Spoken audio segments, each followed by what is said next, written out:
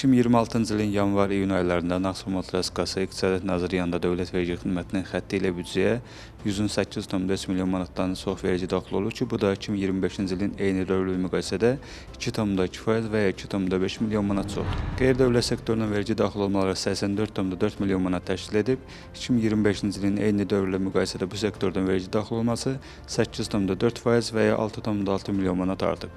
Ödənilən vergilərin 71,4% qeyri-dövlət sektorunun, 28,6% isə dövlət sektorunun payına düşüb.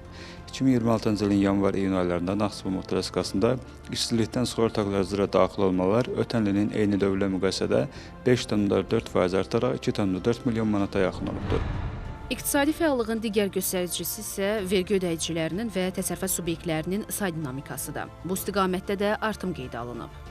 Naxçıvan Traskasında 1 iyul 2026-cı il tarixi aktiv vergi ödəyicilərinin sayı ilin əvvəli ilə müqayisədə 5,7% artaraq 23.630, aktiv ədəv ödəyicilərinin sayı 6,4% artaraq 662, aktiv obyektlərin sayı isə 20,9% artaraq 7364 təşkil etmişdir.